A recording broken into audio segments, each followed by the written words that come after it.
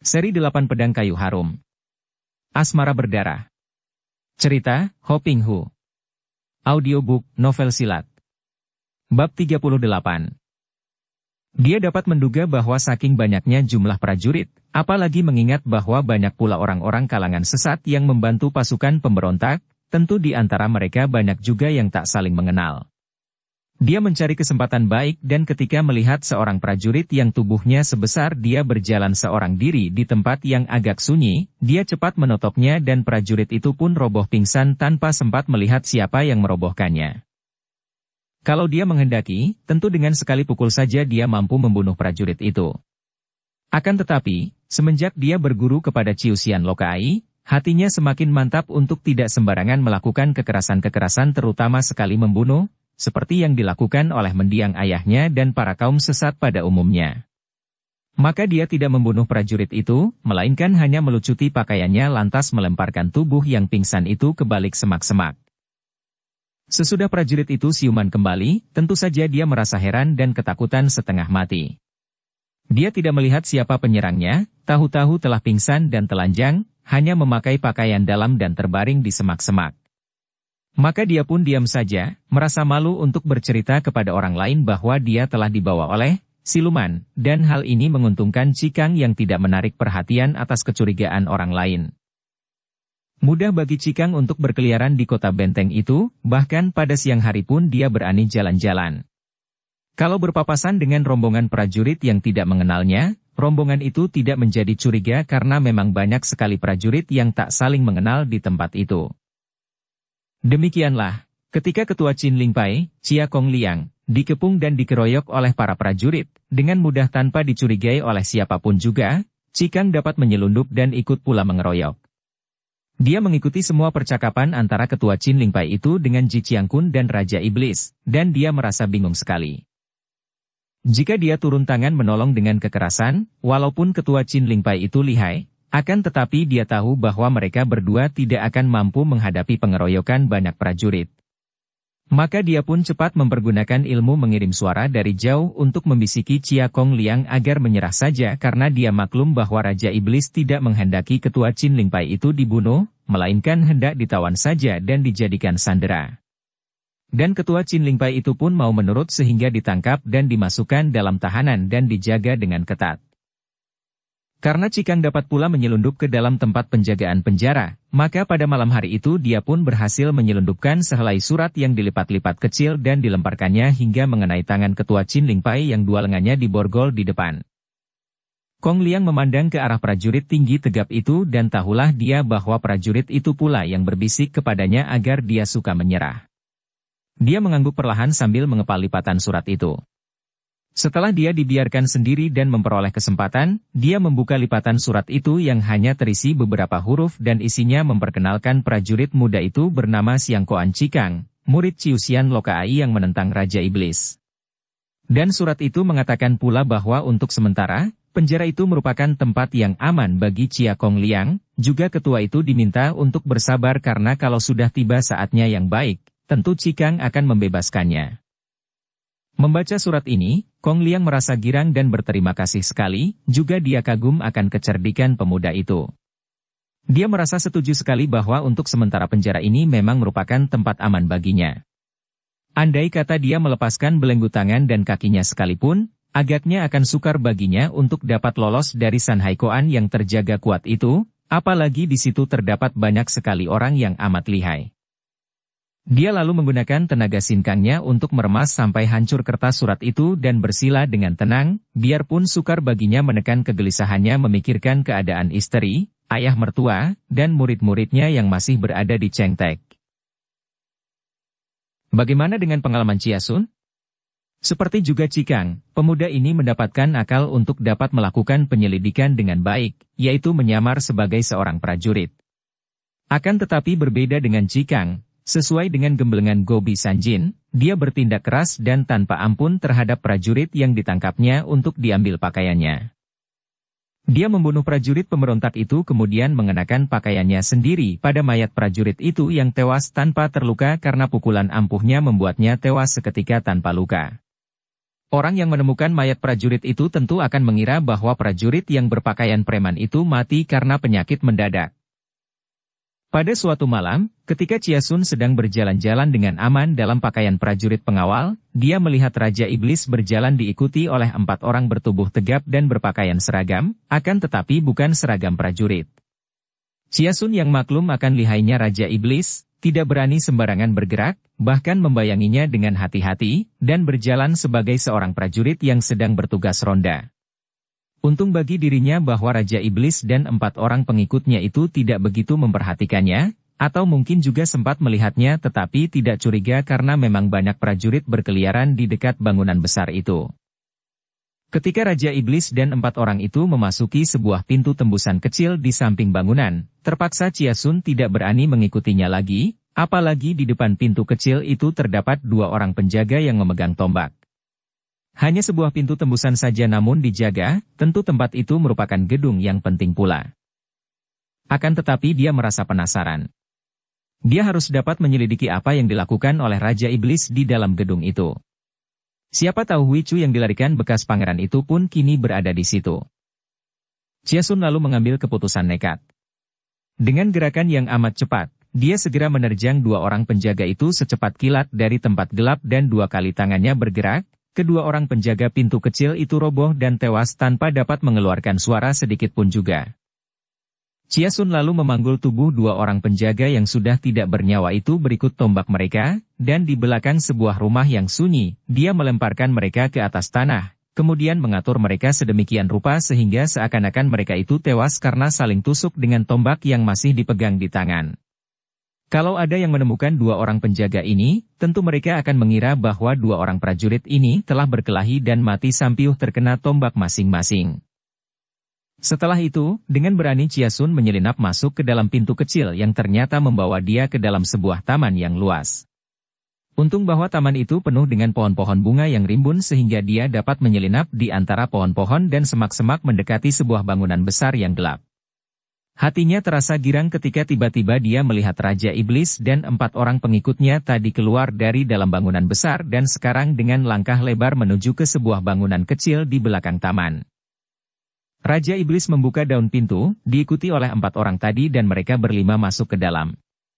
Chia-sun cepat mengintai dari balik sebuah jendela samping.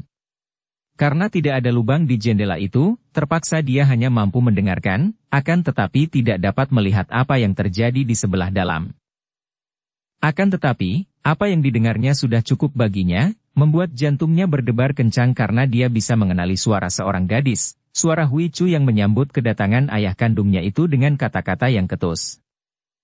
Iblis tua, mau apa lagi engkau datang ke sini? Terdengar suara Hui Chu menyambut Raja Iblis dengan kata-kata pedas. Kini terdengar suara Raja Iblis yang suaranya aneh seperti datang dari tempat jauh, akan tetapi suara itu menggetar penuh wibawa dan menembus dinding bangunan kecil itu. Hui Chu, aku datang buat memperingatkanmu yang terakhir kalinya. Kini tinggal kau pilih, mau menjadi istriku atau menjadi anakku. Kalau menjadi istriku, engkau akan hidup senang di sampingku, apalagi jika dapat menurunkan anak laki-laki bagiku. Jika menjadi anakku, aku akan membunuhmu dengan tanganku sendiri.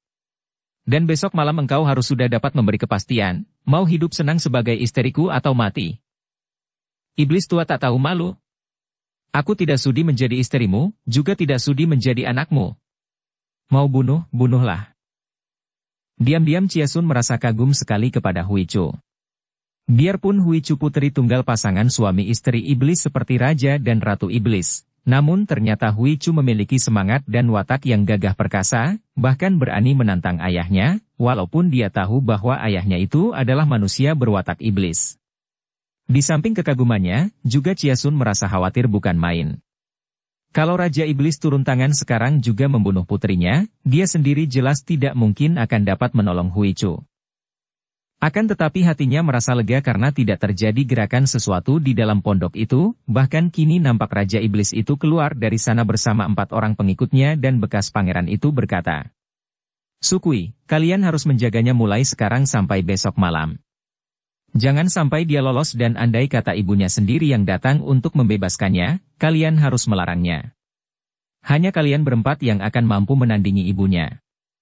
Awas, kalau sampai dia lolos dari sini, kepala kalian akan menjadi gantinya. 4 orang itu bersikap siap dan mengangguk, kemudian mereka tetap tinggal di ruang depan bangunan kecil itu ketika Raja Iblis pergi dengan langkah lebar dan cepat. Sejenak Chia Sun termangu-mangu. Menurut dorongan hatinya, ingin dia menerjang ke dalam pondok itu untuk membebaskan Huichu. Akan tetapi dia merasa ragu-ragu. Baru saja dia mendengar sendiri ucapan Raja Iblis bahwa hanya 4 orang itu saja yang akan mampu menandingi Ratu Iblis. Padahal Ratu Iblis mempunyai kepandaian yang sangat tinggi. Dan 4 orang ini disebut Sukui, 4 setan, oleh Raja Iblis. Maka Chia-sun langsung teringat akan keterangan gurunya, Go Bisanjin bahwa di antara Cap Sakui, 13 setan, terdapat 4 orang yang lihai sekali berjuluk Huitian Sukui, 4 setan terbang ke langit. Agaknya 4 orang inilah mereka. Maka dia ragu-ragu apakah dia akan sanggup mengalahkan ke-4 orang ini. Andai kata mampu sekalipun tentu akan memakan waktu, sedangkan keributan itu tentu akan diketahui oleh pengawal-pengawal lain dan kalau sudah begitu, maka dia akan celaka sebelum mampu membebaskan Huichu. Karena itu dia pun diam-diam meninggalkan pondok itu. Raja Iblis memberi waktu cukup panjang kepada Huichu. Sampai besok malam. Berarti malam ini dia tidak akan diganggu. Dan kalau dia maju bersama Cikang, agaknya tidak akan sukar menolong Huichu. Menjelang tengah malam, 2 orang pemuda yang gagah perkasa itu saling bertemu di kuil sunyi. Mereka berbisik-bisik saling menuturkan pengalaman mereka masing-masing.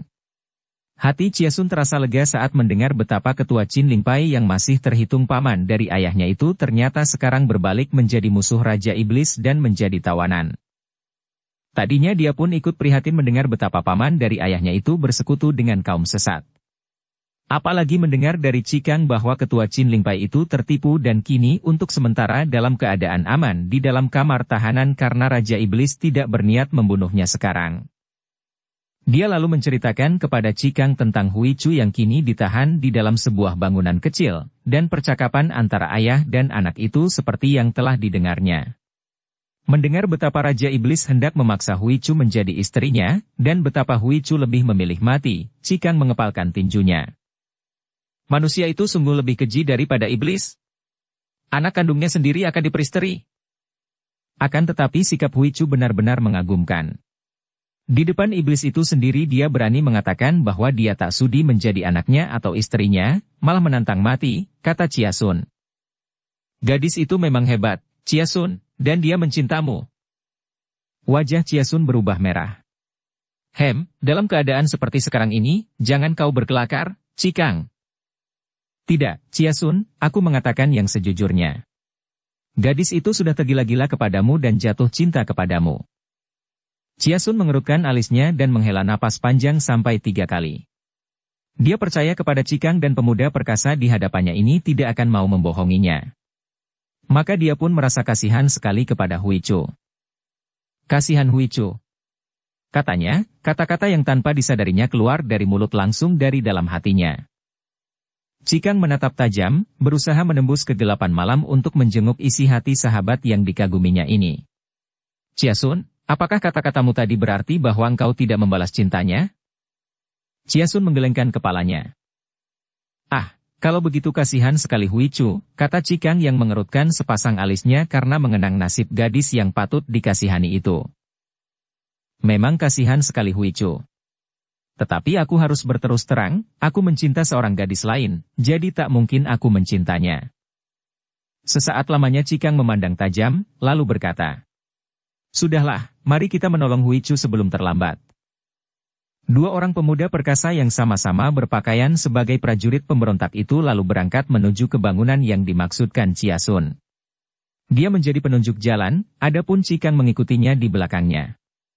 Mereka bergerak cepat menyusup-nyusup, dan kadang-kadang kalau ada prajurit-prajurit lain, mereka cepat bersikap wajar, bergandengan sambil berjalan sempoyongan seperti 2 orang prajurit setengah mabok, sebuah pemandangan yang biasa saja. Setelah sampai di dekat pondok di mana Huichu ditahan, 2 orang pemuda itu bergerak perlahan sesuai rencana yang telah mereka atur ketika mereka menuju ke tempat itu. Cikang dan Chia-sun kini berpencar. Cikang menghampiri 4 orang penjaga yang duduk sambil bercakap-cakap itu dari depan, adapun Ciasun menyelinap dari samping pondok di mana terdapat jendela yang dipergunakan untuk mendengarkan percakapan tadi. Sesuai yang telah direncanakan, Cikang berpura-pura mabok, berjalan terhuyung-huyung ke arah 4 orang Huitian Sukui yang kini sedang duduk di atas bangku di depan pondok. Melihat seorang prajurit mabok menghampiri mereka, Sukui menjadi marah. "Hei, prajurit tolol!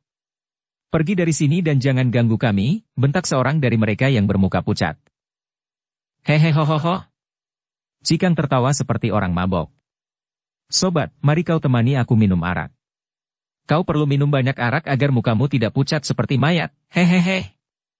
Dia menunjuk ke arah muka yang menegurnya tadi. Si muka pucat itu menjadi marah, kemudian bangkit berdiri. "Manusia goblok! Berani kau mengeluarkan kata-kata sembarangan terhadap kami? Kami berempat adalah Huitian Sukui, pengawal pribadi Toan Ong ya. Hahaha, agaknya majikanmu kurang memberi upah kepadamu sehingga badanmu kurus mukamu pucat kurang makan. Keparat bermulut lancang. Kuhancurkan mulutmu." Si muka pucat menjadi marah sekali lalu sekali menggerakkan tubuhnya, tubuh itu telah mencelat ke depan Cikang dan tangannya menampar ke arah mulut Cikang dengan keras sekali karena si muka pucat itu agaknya benar-benar hendak menghancurkan mulut prajurit yang berani menghinanya itu. Diam-diam Cikang terkejut bukan main menyaksikan gerakan ginkang yang begitu ringan dan cepatnya dan tahulah dia mengapa mereka ini dijuluki Huitian, terbang ke langit. Ternyata mereka adalah ahli-ahli ginkang yang cukup tinggi tingkat kepandaiannya. Akan tetapi tamparan tangan itu menunjukkan tenaga yang tak perlu dikhawatirkan. Maka dia hanya mundur sedikit sambil miringkan mukanya sehingga bukan mulutnya yang kena tampar, melainkan pipinya. Plak! Cikang sempoyongan dan hampir roboh, ditertawai oleh 4 orang itu. Cikang bangkit lantas mengusap pipinya yang menjadi merah, matanya melotot dan dia pun maju sambil menudingkan telunjuknya ke arah hidung orang yang tadi menamparnya. "Kau monyet tak tahu malu, manusia yang tak mengenal budi. Diajak minum arak malah memukul. Aku harus membalas pukulanmu." Dan dengan gerakan sembarangan saja dia pun menerjang maju hendak memukul kepala si muka pucat.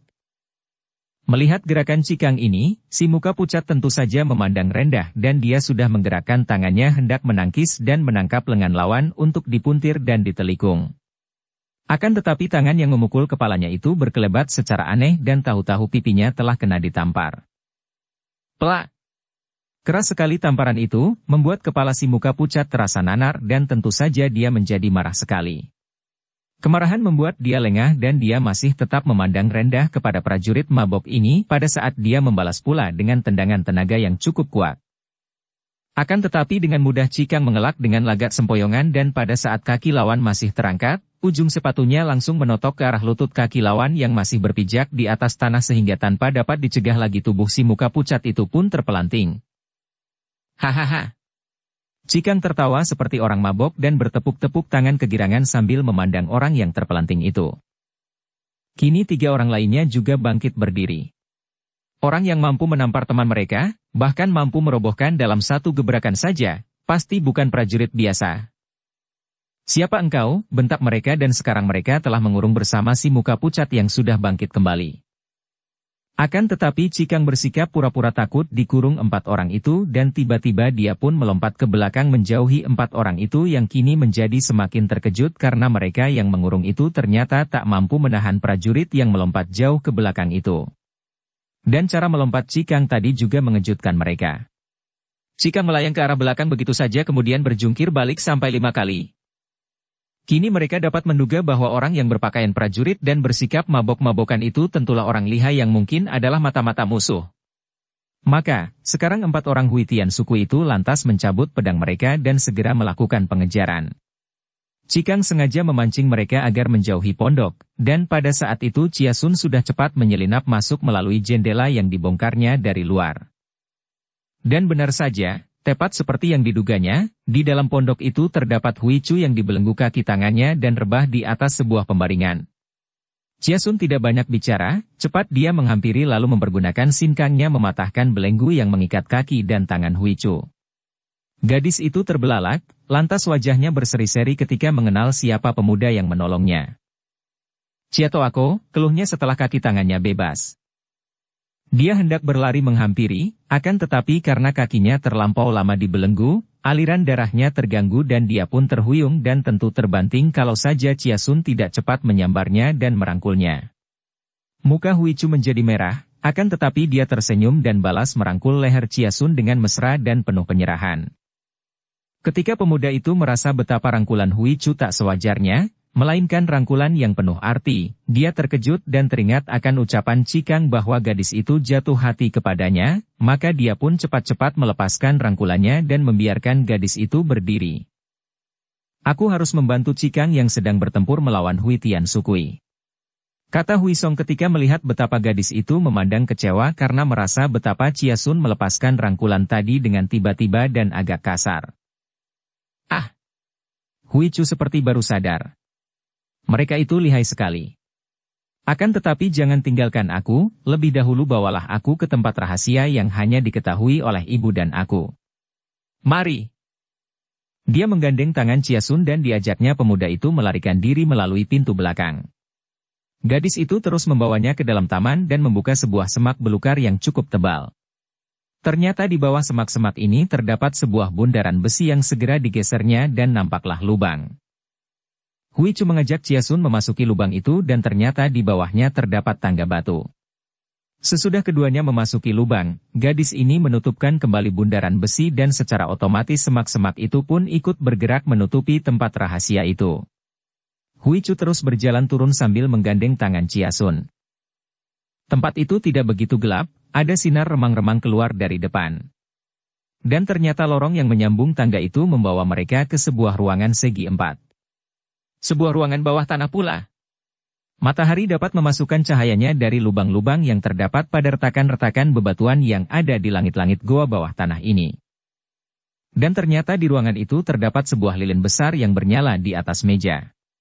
Nyala itu kecil saja karena sumbunya amat kecil, akan tetapi lilinnya besar sekali sehingga jika dibiarkan bernyala terus, mungkin dalam waktu sebulan belum habis. Dari nyala lilin inilah datangnya sinar remang-remang sampai ke lorong tadi. Tempat ini aman, Toako, dan hanya diketahui oleh ibu saja. Ibu yang memberitahukan kepadaku agar kalau sewaktu-waktu aku berhasil lolos dari tangan iblis tua itu, aku dapat bersembunyi dengan aman di sini. Ibu sengaja menyuruh seorang ahli bersama dengan rombongannya membuat tempat ini dalam waktu 2 hari setelah aku ditangkap iblis itu. Chia Sun mengerutkan alisnya. Kalau begitu selain engkau dan ibumu, masih ada beberapa orang lain yang mengetahui rahasia tempat ini, yaitu para pembuatnya.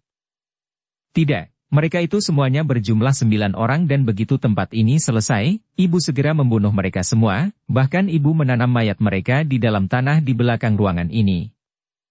Diam-diam Chia Sun bergidik mendengar kekejaman luar biasa itu. Ayah kandung gadis ini sudah jahat sekali, ternyata ibunya juga tidak kalah jahatnya. Yang sangat mengherankan adalah gadis ini, yang ternyata memiliki perangai yang jauh bedanya dengan ayah ibunya, seperti bumi dan langit. Hui Chu, sekarang aku harus keluar membantu Cikang. Akan tetapi Hui Chu segera menghampirinya dan merangkulnya. Jangan, Toako, jangan tinggalkan aku lagi. Aku takut kalau engkau celaka nanti, lalu bagaimana dengan aku? Kalau engkau mati, aku pun tidak mau hidup lagi, Toako. Aku cinta padamu. Gadis itu mempererat pelukannya. Chia Sun menjadi bingung sekali, akan tetapi dia adalah seorang gagah yang harus berani bertindak tegas dan tepat. Dengan halus dia memegang kedua pundak Hui Chu kemudian mendorongnya ke belakang dan kini mereka saling pandang. Dengan sinar mata penuh iba Chia Sun menatap wajah cantik yang agak pucat itu. Hui Chu, dengarlah baik-baik. Aku suka kepadamu, aku sayang kepadamu dan aku suka menjadi kakakmu. Akan tetapi sebelum aku berjumpa denganmu, aku sudah jatuh cinta kepada seorang gadis lain. Ah! Kalau begitu engkau tentu akan meninggalkan aku, Toako. Tidak, walaupun aku tidak dapat berjodoh denganmu, aku akan selalu memperhatikan keadaanmu dan kalau perlu melindungimu. Aku sudah berhutang budi, bahkan berhutang nyawa kepadamu, engkau seorang gadis yang baik. Ah, aku harus membantu Cikang sekarang. Toako. Hui Chu menahan tangisnya, akan tetapi kedua matanya basah. Aku ikut keluar lagi membantu kalian. Jangan. Aku dan Cikang sudah susah-susah berusaha membebaskanmu, kini sesudah bebas engkau hendak terjun kembali ke tempat berbahaya. Biar aku membantunya dulu, baru kami berdua masuk ke sini dan kita bicara. Gadis itu mengangguk. Baiklah, Toako. Aku percaya kepadamu, dan kalau engkau tidak kembali ke sini, sampai mati pun aku tidak akan mau keluar dari tempat ini. Chiasun merasa terharu sekali. Dia mendekat, dipegangnya kedua pundak gadis itu dan dengan penuh rasa terharu dan sayang dia mencium kepala gadis itu, lantas berkelebat keluar dari ruangan itu melalui lorong dan naik kembali ke atas taman dengan membuka penutup besi dan menyingkap semak-semak. Ketika dia berlari ke depan pondok, ternyata Cikang telah dikurung oleh 4 orang itu dan bagaimanapun lihainya Cikang, dia terdesak juga oleh gerakan 4 orang yang mengeroyoknya. Gerakan Huitian suku itu memang sungguh cepat dan ringan, dapat berloncatan seperti kijang saja. Melihat kawannya terdesak, Chiasun cepat meloncat dan begitu dia menyerang kepungan terhadap Cikang itu pecah dan kini 4 orang itu terkejut bukan main. Seorang prajurit lain datang dan ternyata prajurit yang baru datang ini kepandaiannya tidak kalah lihainya dari prajurit pertama. Setelah Chiasun membantu, segera keadaan menjadi berubah.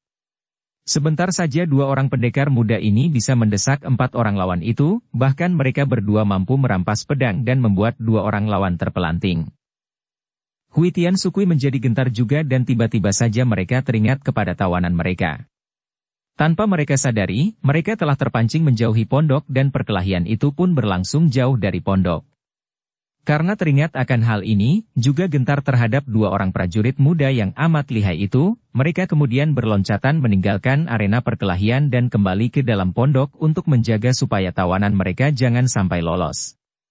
Akan tetapi, dapat dibayangkan betapa kaget rasa hati mereka pada waktu mereka memasuki pondok, ternyata tawanan itu telah lenyap, hanya tinggal borgol kosong berserakan di atas pembaringan. Celaka, teriak si muka pucat dan mereka pun keluar dari pondok dan berteriak-teriak minta tolong. Mendengar teriakan-teriakan ini, berbondong-bondong datanglah prajurit-prajurit penjaga sehingga keadaan menjadi kalut. Ketika Huitian Sukui mencari-cari, 2 orang pemuda yang berpakaian prajurit itu telah lenyap pula dari situ. Mereka mengatur pasukan penjaga dan mencari-cari tanpa hasil. Tentu saja mereka tidak berhasil menemukan Cikang dan Chiasun karena kedua orang pemuda ini sudah aman berada dalam goa bawah tanah bersama Huichu. Ketika melihat Huitian Sukui tadi lari ke pondok, Chiasun lalu menarik tangan Cikang dan mengajak putra iblis buta ini menyusul Huichu di tempat persembunyiannya. Huichu merasa gembira sekali melihat mereka masuk ke dalam goa bawah tanah. Akan tetapi kegirangan itu hanya sebentar saja karena Dara ini lalu duduk termenung dengan wajah murung, teringat bahwa cintanya terhadap Chiasun tidak mendapatkan sambutan. Cikang tidak tahu mengapa gadis itu nampak murung. Maka, untuk memecah kesunyian yang mencekam di antara mereka, sambil duduk di atas lantai bersandar dinding batu, dia berkata, "Sungguh aneh nasib kita bertiga ini. Untuk kedua kalinya kita bertiga berkumpul menjadi satu di tempat persembunyian yang hampir serupa, yakni di dalam goa di bawah tanah. Barangkali inilah yang dinamakan jodoh."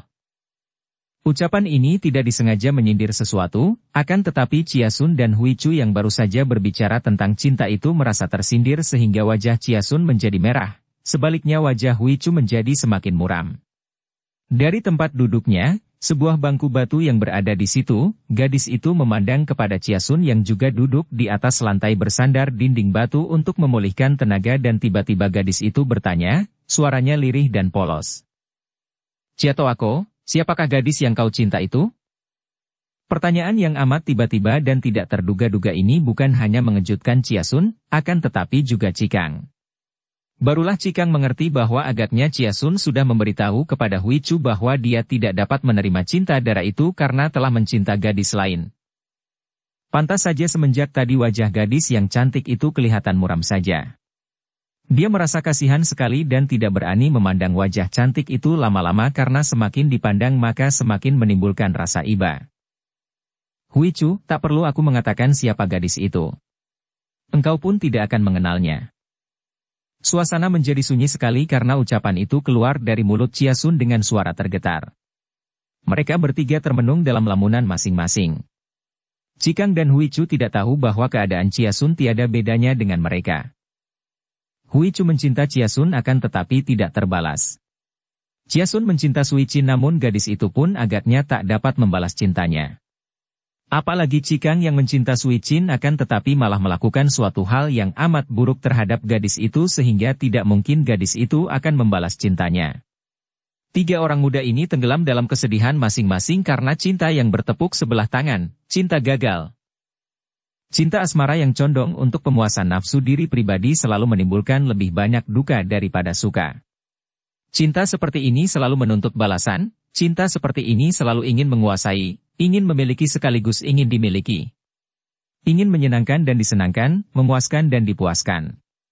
Banyak sekali yang dituntut oleh cinta seperti ini dan satu saja di antara tuntutan-tuntutannya itu tidak terlaksana atau tercapai, maka hal ini sudah cukup untuk menghancurkan cinta itu.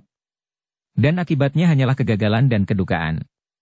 Cinta seperti ini mengikat, membuat kita lekat kepada yang kita cinta dan sekali waktu kalau saatnya tiba untuk perpisahan, hati kita menjadi luka dan timbul pula duka.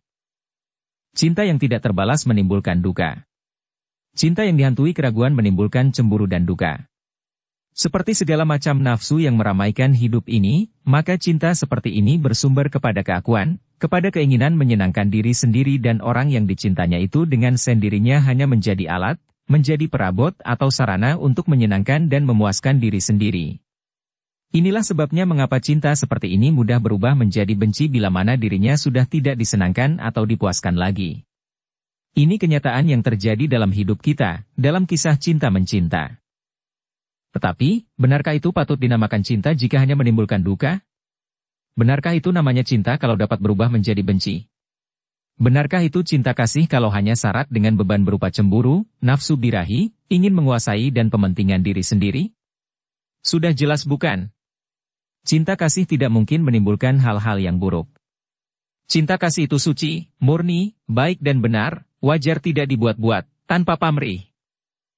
Orang lalu mempersoalkan, menjadikannya sebagai bahan tanya jawab, mencari jawaban apakah sebenarnya cinta kasih itu. Dan semua pendapat, semua jawaban, tidak benar atau dapat disanggah, dapat dibantah serta didebat, karena semua pendapat itu selalu mengandung kepentingan diri sendiri. Pendapat datang dari satu sumber yang tentu saja tergantung sepenuhnya dari keadaan sumber itu sendiri. Cinta kasih terlalu lembut, terlalu tinggi, terlalu luas dan terlalu rumit bagi otak kita yang lemah ini. Membicarakan cinta kasih seperti membicarakan Tuhan, atau membicarakan kekuasaan alam semesta. Tidak terbatas. Tidak terjangkau oleh akal budi, perasaan dan pikiran. Yang dapat kita selidiki dan mengerti hanyalah yang bukan cinta kasih. Nafsu birahi bukanlah cinta kasih, walaupun nafsu birahi merupakan sesuatu yang tidak dapat dipisahkan dari kehidupan ini sendiri. Kalau kita menyingkirkan semua hal yang menjadikan bukan cinta kasih, mungkin saja kita dapat melihat berkelebatnya cinta kasih. Cinta kasih tidak mungkin dapat dipelajari, dipupuk maupun dikejar dicari. Seperti juga cahaya terang yang tidak dapat menembus rumah yang daun pintu dan jendelanya tertutup rapat-rapat. Bukalah semua penutup itu dan cahaya terang itu akan masuk. Seperti juga sinar lampu yang menjadi suram karena bola lampunya tertutup kotoran dan debu. Bersihkan semua kotoran itu, singkirkan debu dan kotoran, maka sinar lampu itu akan menjadi terang.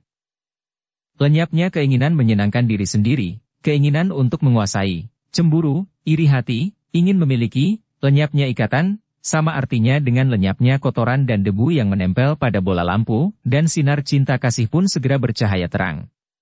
Membiarkan pintu serta jendela terbuka sama dengan membiarkan diri sendiri terbuka, tanpa pamrih, wajar, PK, kosong sehingga cahaya terang cinta kasih, laksana cahaya matahari, akan masuk dan nampak. Tiga orang muda itu duduk termenung menyedihi nasib masing-masing. Nasib yang seperti segala macam sebutan nasib, tercipta oleh ulah sendiri. Orang yang bijaksana akan selalu mencari kesalahan dalam diri sendiri setiap kali menghadapi atau tertimpa keadaan yang dianggap tidak menyenangkan. Akan tetapi orang yang picik akan selalu mencari sebab dan kesalahan pada diri orang lain, atau melemparkannya kepada nasib. Tidak dapat disangkal lagi bahwa ada peristiwa-peristiwa terjadi di luar kemampuan kita untuk memikirkan sebab-sebabnya, peristiwa yang merupakan rahasia-rahasia. Namun, tetap saja akan tepat dan baik sekali kalau kita mencari segala kesalahan yang menjadi sebab suatu peristiwa di dalam diri sendiri, karena sebenarnya sumber segala peristiwa yang menimpa diri berada di dalam diri sendiri pula. Apabila sudah begini, tidak ada lagi pencarian kambing hitam, tidak menyalahkan orang lain, tidak mengeluh kepada Tuhan, tidak mengutuk kepada setan, melainkan melihat dengan penuh kewaspadaan bahwa sumber segala peristiwa terdapat dalam diri sendiri. Dari sini timbullah penghentian segala tindakan yang tidak benar dan yang hanya akan menimbulkan akibat buruk. Tiba-tiba Chiasun dan Cikang meloncat berdiri dan dengan mata tajam memandang ke arah lorong dan siap siaga. Mereka mendengar gerakan orang dan tidak lama kemudian berkelebat bayangan orang dan disusul munculnya Ratu Iblis di ruang itu. Wajah nenek yang biasanya pucat kehijauan itu kini nampak semakin menyeramkan dengan sepasang mata yang mencorong dan liar memandang kepada dua orang pemuda itu. "Kalian lagi," terdengar Ratu Iblis membentak marah. "Sekali ini kalian harus mati untuk menyimpan rahasia tempat ini." Dan segera dia pun sudah menyerang ke depan, pedangnya menyambar dalam bentuk sinar berkilat ke arah dada Cikang sedang rambutnya yang panjang menyambar dalam bentuk sinar putih ke arah leher Chiasun. Nenek ini sudah menggunakan dua senjatanya yang ampuh untuk merobohkan dua orang pemuda itu dan jangan dikira bahwa serangan rambutnya itu tidak berbahaya. Bahkan kalau dibandingkan dengan serangan pedangnya, mungkin lebih berbahaya. Akan tetapi dua orang pemuda perkasa itu sudah siap dan karena mereka maklum akan kelihayan nenek itu, mereka pun cepat meloncat ke belakang sehingga serangan pedang dan rambut itu tidak mengenai sasaran. Dan loncatan itu membuat Chiasun dan Cikang berjauhan sehingga tak mungkin bagi nenek itu untuk melakukan serangan ganda kepada mereka. Terpaksa dia menyerang orang yang terdekat, yaitu Cikang, dengan sambaran pedangnya. Serangan itu hebat bukan main, membuat Cikang terdesak dan berloncatan ke belakang menghindarkan pedang yang menyambar-nyambar susul-menyusul itu.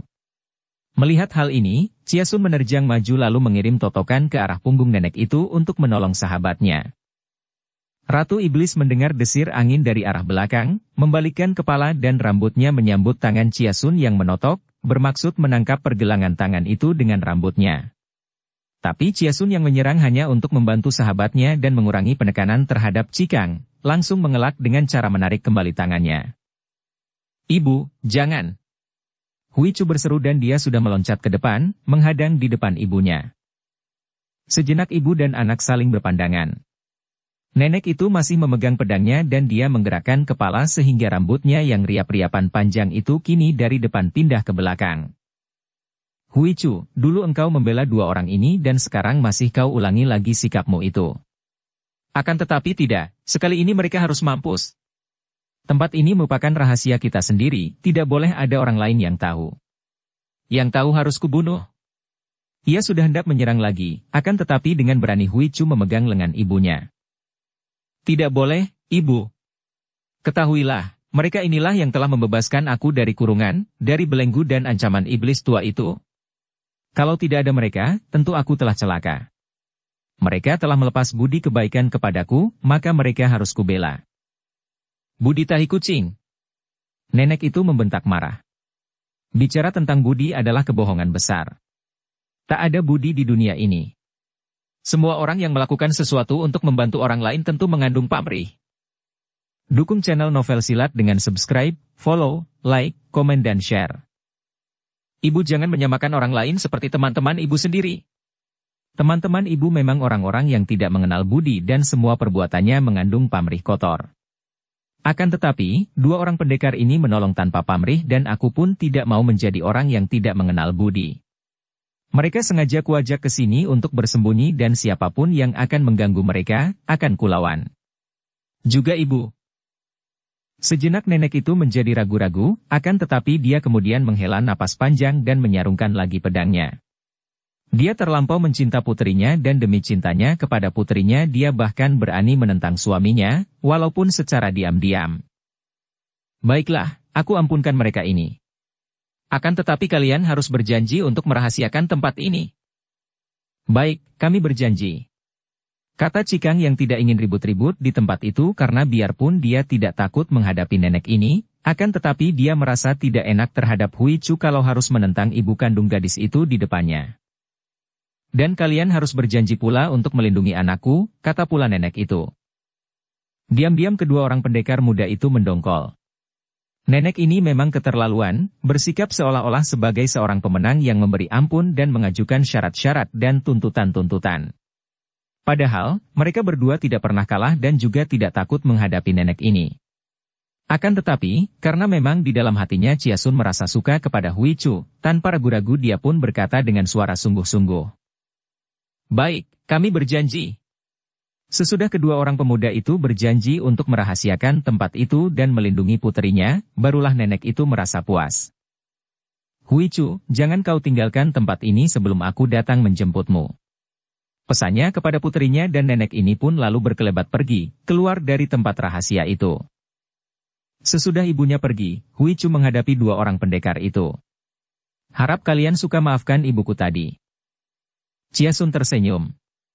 Hui Chu, aku benar-benar merasa heran sekali melihat betapa suami istri seperti Raja dan Ratu Iblis bisa mempunyai seorang putri seperti engkau. Sungguh seperti bumi dan langit bedanya. Wajah gadis itu menjadi agak cerah mendengar pujian Chia Sun ini walaupun pandangan matanya masih suram. Lantas dia pun mulai mempersiapkan bahan-bahan masakan yang banyak terdapat di tempat itu untuk membuatkan makanan. Ada mie kering, daging kering dan gandum, juga beras sehingga sebentar saja. Mereka bertiga sudah makan bersama untuk mengisi perut mereka yang sudah amat lapar. Pada malam harinya, Cikang dan Chia Sun meninggalkan Hui Chu yang tidak dapat lagi menahan mereka. Engkau tinggallah di sini, Hui Chu. Kami berdua harus menolong ketua Qin Ling Pai yang juga menjadi tawanan di sini. Kalau kami berhasil, mungkin kami akan membawanya ke sini juga untuk bersembunyi. Andai kata kami gagal, kami tentu akan kembali ke sini malam ini juga. Terpaksa Hui Chu membiarkan mereka pergi dan dua orang pemuda itu lalu menyusup-nyusup lagi dalam penyamaran mereka sebagai dua orang prajurit. Mereka bersikap amat berhati-hati karena mereka tahu bahwa setelah Hui Tian Sukui melaporkan pengalaman tadi, tentu sekarang para pemberontak sudah tahu bahwa ada dua orang musuh yang menyamar sebagai prajurit pasukan mereka. Untung bagi mereka bahwa pada malam itu keadaan di kota Sanhaikoan tidak seperti hari-hari yang lalu. Nampak para prajurit hilir mudik dalam keadaan panik dan sebentar saja mereka berdua mendengar bahwa kota ini telah dikepung oleh pasukan pemerintah yang besar jumlahnya. Inilah sebabnya maka para prajurit di dalam kota benteng itu menjadi gelisah dan mereka telah membuat persiapan pertempuran sehingga tak begitu memperhatikan berita tentang dua orang mata-mata musuh yang menyelundup itu. Dan dengan sendirinya, mudah saja bagi Chia Sun dan Cikang untuk menyusup di antara banyak prajurit yang berseliweran itu. Mendengar bahwa benteng itu telah dikepung pasukan pemerintah, Chia Sun dan Cikang merasa girang, tetapi mereka juga tahu bahwa mereka harus cepat-cepat membebaskan Chia Kong Liang sebelum terlambat. Jika Raja Iblis menganggap bahwa ketua Qin Ling Pai itu sudah tak ada gunanya lagi sebagai tawanan, tentu akan dibunuhnya. Dan mengingat bahwa pasukan pemerintah sudah bergerak mengurung kota Sanhaikoan, bukan tidak mungkin ketua Qin Ling Pai itu kini terancam bahaya besar. Kesibukan-kesibukan luar biasa terjadi di mana-mana, juga di penjara. Pasukan-pasukan hilir mudik dan nampak gelisah dan tegang. Kesempatan ini digunakan oleh Chia Sun dan Cikang untuk menyusup memasuki penjara. Tiba-tiba, sesudah sampai di pintu gerbang sebelah dalam, seorang perwira penjaga melintangkan pedangnya di depan mereka dan memandang tajam. Mau apa kalian? Kalian bukan anggota pasukan penjaga di tempat ini, bentak perwira itu dengan sikap curiga. Chiang Kun, apa kau mencurigai kami? Jangan mengira kami adalah dua orang mata-mata yang hendak membikin kacau itu. Ketahuilah, kami diutus oleh Toan Ongya sendiri, kata Cikang. Perwira itu terkejut dan sikapnya segera berubah. Kalau benar dua orang ini utusan Toan Ongya, sungguh dia tidak boleh bersikap lancang atau kurang hormat karena hal itu bisa berarti hukuman berat baginya. Akan tetapi dia masih ragu-ragu. Kalau benar kalian adalah utusan dari Toan Ongya, mana surat perintahnya atau tanda pengenalnya?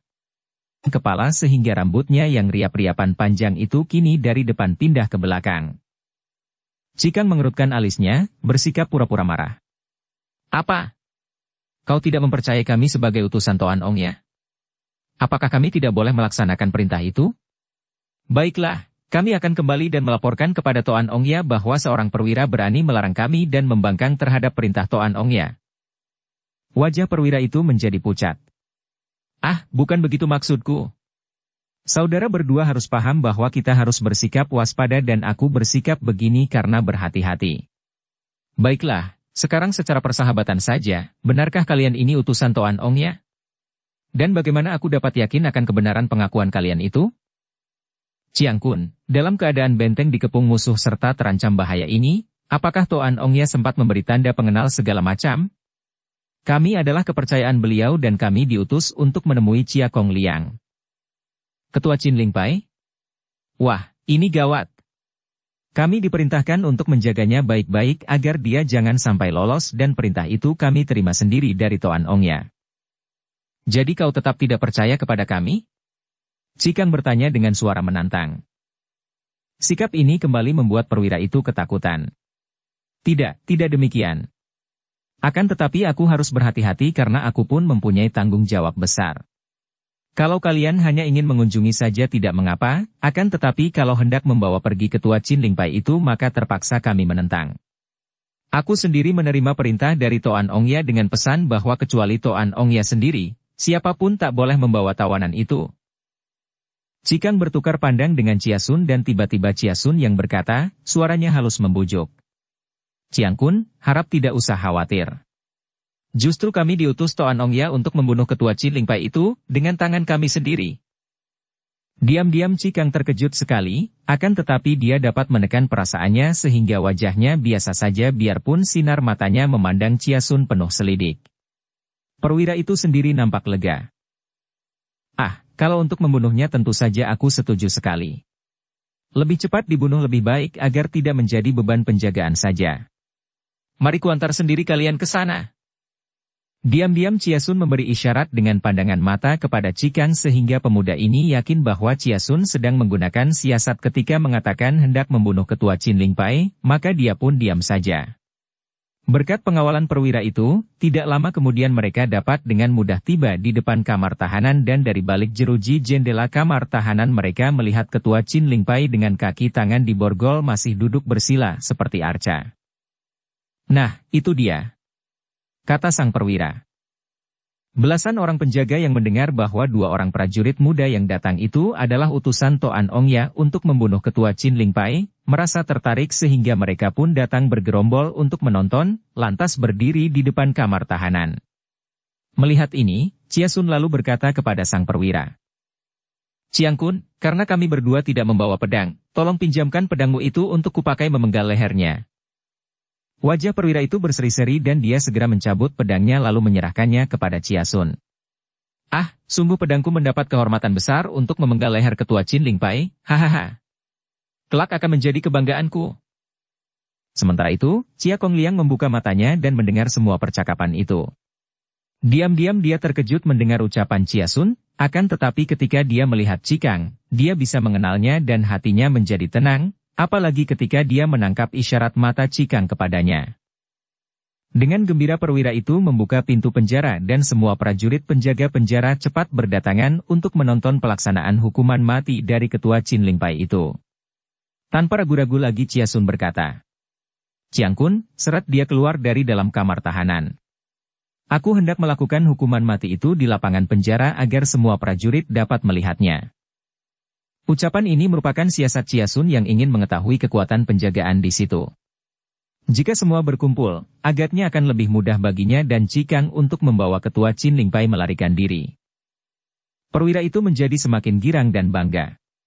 Hayo bangun dan ikut kami, bentaknya sambil memegang lengan Chia Kong Liang dan dengan kasar menariknya bangkit berdiri. Chia Kong Liang bersikap tenang, bangkit berdiri dan dengan kaki tangan terbelenggu dia pun diseret keluar dari dalam kamar tahanan. Pengikat kaki tangan ketua Chin Ling Pai ini tidak terbuat dari besi. Raja Iblis maklum bahwa ketua ini memiliki tenaga sinkang yang besar sehingga belenggu besi akan dapat dipatahkannya. Maka untuk membuatnya tidak berdaya, kaki tangannya diikat pada pergelangannya dengan tali sutera yang sangat ulet dan lentur sehingga tenaga sinkang tak akan mampu membikin putus karena tali itu kalau direntangkan dapat mulur akan tetapi tidak dapat putus saking uletnya. Inilah sebabnya mengapa Chia Sun minta meminjam pedang. Kalau belenggu itu dari besi, tangannya akan mampu mematahkannya. Akan tetapi, tali sutera seperti itu hanya akan dapat dibikin putus dengan menggunakan senjata tajam. Lagi pula, ketua Chin Ling Pai itu mungkin membutuhkannya, tidak seperti dia dan Cikang yang cukup bertangan kosong saja. Dia minta supaya tawanan dibawa ke lapangan karena di tempat ini mereka akan lebih leluasa bergerak kalau dikeroyok, tidak seperti di dalam kamar tahanan yang sempit. Kini Cikang dapat menebak apa yang direncanakan oleh sahabatnya yang cerdik itu, maka dia pun sudah bersiap-siap. Kini Chia Kong Liang sudah berada di tengah-tengah lapangan, dikelilingi oleh para prajurit penjaga yang hendak melihat pelaksanaan hukuman mati itu. Ketua Qin Lingpai itu tetap berdiri dengan sikap gagah. Chia Sun menghampirinya dengan pedang di tangan dan hati para penonton menjadi tegang. Pangcu, aku sudah menerima perintah dari Toan Ongya untuk menjatuhkan hukuman mati kepadamu. Maka ku minta agar engkau suka menyerahkan nyawa dengan ikhlas dan memasang dirimu agar pedang ini dapat melaksanakan tugas sebaiknya. Chia Kong Liang memandang wajah pemuda itu, lantas dia pun menjawab dengan suara yang lantang dan gagah. Aku akan menghadapi kematian dengan berdiri. Dan dia pun segera menjulurkan kedua lengannya yang diikat menjadi satu, juga kedua kakinya agak direntangkan. Baik, bersiaplah. Chia Sun berkata. Kini dengan terbelalak semua mata memandang ke arah pedang yang sudah diangkat ke atas kepala oleh Chia Sun. Tiba-tiba pedang itu berkelebat ke bawah 2 kali dan putuslah tali sutera pengikat lengan dan kaki Chia Kong Liang sehingga ketua itu menjadi bebas. Hei! Perwira itu berteriak akan tetapi teriakannya terhenti di tengah jalan karena dia sudah roboh dan pingsan oleh tamparan Cikang yang mengenai tengkuknya. Gegerlah keadaan di sana. Pedang yang tadi membikin putus belenggu kaki tangan Chia Kong Liang, kini sudah berada di tangan ketua itu dan bersama Chia Sun dan Cikang, dia lalu mengamuk dan merobohkan banyak pengeroyok yang masih panik akibat perubahan keadaan yang tiba-tiba dan tidak disangka-sangka itu. Lo Cianpue, mari kita segera pergi. Cikang berkata sambil mendekati Chia Kong Liang yang mengamuk dengan pedangnya itu. Baik, kata ketua Qin Lingpai karena dia pun tahu bahwa mereka bertiga saja. Betapapun lihainya, tak mungkin akan mampu menghadapi pengeroyokan banyak sekali prajurit, apalagi mereka berada di dalam benteng musuh. Untung bagi mereka bahwa pada saat itu, pasukan pemerintah yang mengepung benteng itu mulai bergerak dan pertempuran mulai terjadi di sepanjang tembok benteng sehingga pada waktu ketiganya melarikan diri, keadaan di luar penjara cukup kacau balau sehingga sukarlah bagi para pengejar mereka untuk dapat mengikuti jejak mereka. Lagi pula para pengejar itu pun merasa gentar sesudah menyaksikan kelihayan 3 orang itu yang dalam waktu singkat saja sudah merobohkan puluhan orang pengeroyok. Setelah menyusup-nyusup, akhirnya 2 orang pendekar muda itu berhasil mengajak Chia Kong Liang memasuki gua rahasia di bawah tanah dan mereka disambut dengan girang oleh Hui Chu. Melihat gadis ini, Chia Kong Liang merasa heran dan dia segera bertanya. Siapakah nona ini? Bagaimanapun juga, tentu saja ia pun ingin mengenal semua orang yang berada di situ, mengingat bahwa mereka semua masih berada di tempat yang amat berbahaya. Lo Cianwei, nona ini adalah Toan Hui Chu, putri dari Pangeran Toan Jit Ong. Cikang hampir saja menyebut nama Raja Iblis, akan tetapi diubahnya ketika dia teringat bahwa gadis itu tentu akan merasa tersinggung dan tidak enak kalau ayahnya disebut Raja Iblis. Akan tetapi, mendengar bahwa gadis itu putri Pangeran Toan Jit Ong, berarti putri Raja Iblis, mata ketua Qin Lingpai itu terbelalak dan mukanya berubah merah. Tangannya yang masih memegang pedang tadi segera bergerak dan dia sudah menyerang Hui Chu dengan pedangnya. Akan tetapi dia terkejut sekali karena tiba-tiba saja tubuh gadis itu lenyap dan ternyata dengan gerakan yang luar biasa ringan dan cepatnya, gadis itu telah melompat jauh ke belakang sambil mengerutkan alisnya. Toako, kenapa kalian membawa orang sejahat itu ke sini? Teriak Hui Chu penasaran. Sementara itu, Chia Sun dan Cikang cepat melerai dan berkata, harap Lo Cianpue suka menyimpan kembali pedang itu. Biarpun dia putri Pangeran Toan, akan tetapi dia sama sekali tak boleh disamakan dengan ayahnya atau ibunya. Dia menentang kejahatan orang tuanya dan dia pernah menyelamatkan nyawa kami, bahkan sekarang pun jika tidak ada dia yang menunjukkan tempat rahasia ini, kita bertiga jangan harap dapat lolos dari kota Sanhaikoan. Chia Kong Liang menarik napas panjang dan dia pun melepaskan pedangnya yang jatuh berdenting ke atas lantai. Dia lantas teringat akan istrinya. Bukankah istrinya juga putri seorang datuk sesat? Istrinya juga tidak dapat dikatakan berwatak penjahat, walaupun dia tahu bahwa ayah mertuanya, yang sudah lama mencuci tangan, kini agaknya kumat lagi dan bersekutu dengan pemberontak yang dipimpin datuk-datuk sesat. Maafkan aku. Katanya lirih kepada Hui Chu yang kini berani mendekat lagi. Nona Toan Hui Chu ini bahkan dimusuhi oleh ayahnya sendiri. Cikang menambahkan. Chia Kongliang menggeleng-geleng kepala keheranan, lalu memandang kepada Cikang dengan sinar mata mengandung rasa kagum dan terima kasih. Dan sekarang baru kita sempat bicara, orang muda. Siapakah engkau dan mengapa engkau dengan berani mati telah menolongku? Cikang tersenyum pahit dan dia pun menjawab. Lo Cianpue, keadaan saya tidak banyak bedanya dengan keadaan Nona Huichu. Nama saya Siangkoan Cikang sedangkan ayah saya adalah mendiang Siangkoan Lo Jin. Ah! Kembali Chia Kongliang terkejut sekali. Dia tahu siapa adanya Siangkoan Lo Jin alias si iblis buta itu? Seorang datuk sesat yang terkenal jahat, yang mengepalai para datuk sesat untuk mengeruhkan dunia Kang Ou. Dan pemuda yang amat disukanya dan dikaguminya ini, pemuda yang telah menolongnya secara cerdik dan berani, adalah putra datuk sesat itu. Saudara Siangkoan Cikang ini, biarpun orang tuanya menjadi datuk sesat, akan tetapi dia sendiri berjiwa pendekar sejati yang selalu menentang kejahatan, dan memang benar bahwa agaknya keadaannya tidak berbeda dengan Nona Toan Huichu. Chia Sun segera menerangkan. Chia Kongliang menghela napas panjang beberapa kali sambil mengangguk-angguk dan memandang kepada Cikang. Siangkoan Cikang. Akhirnya dia berkata. Kalau melihat putra seorang pendekar menjadi orang gagah, hal itu tidaklah aneh sehingga tidak perlu dibicarakan lagi. Akan tetapi putra seorang raja datuk sesat menjadi seorang pendekar budiman, sungguh hal ini merupakan sesuatu yang luar biasa dan amat mengagumkan. Kemudian dia memandang kepada Chia Sun. Dan engkau sendiri, orang muda. Siapakah kau? Chia Sun menjura dengan hormat.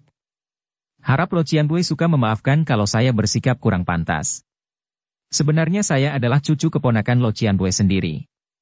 Nama saya Chia Sun dan ayah bernama Chia Han Tiong. Sepasang mata ketua Chin Lingpai itu terbelalak dan wajahnya berseri ketika dia mengulur tangan dan memegang lengan pemuda itu. Ah! Ternyata engkau adalah putra Chia Han Tiong. Pantas. Chia Sun, bagaimana kabarnya dengan ayah serta ibumu? Apakah masih tinggal di Lembah Naga? Terima kasih, ayah baik-baik saja dan kini masih berada di Lembah Naga. Akan tetapi ibu telah tewas akibat terbunuh orang jahat. Chia Sun lalu menceritakan keadaan keluarganya dengan singkat dan percakapan lalu menjurus ke arah pemberontakan itu sendiri. Aku telah tertipu. Aku telah hilaf karena kesembronoanku sendiri. Ketua Chin Lingpai itu mengepal tinju dan mukanya menjadi merah sekali. Tanpa penyelidikan lebih dahulu aku telah membawa keluarga beserta murid-murid Chin Lingpai untuk membantu pasukan para pemberontak. Tadinya kukira bahwa pemberontakan Ji Qiangkun adalah suatu perjuangan yang menentang pemerintah lalim, tetapi siapa kira Ji Qiangkun sendiri diperalat oleh para datuk sesat yang hendak mencari kedudukan. Aku memberontak terhadap mereka lantas ditawan, dan entah bagaimana nasib keluarga dan para muridku di Cheng Tek. Mendadak terdengar suara keras dan gaduh di sebelah atas. Ah, di atas sedang terjadi pertempuran besar, kata Hui Chu ketika mereka semua terkejut mendengar kegaduhan itu. Kota ini sudah dikepung oleh pasukan besar pemerintah dan mungkin sekali kini sedang terjadi pertempuran. Kata Cikang. Bersambung ke bab 39. Dukung kami dengan subscribe, follow, like, komen dan share. Terima kasih.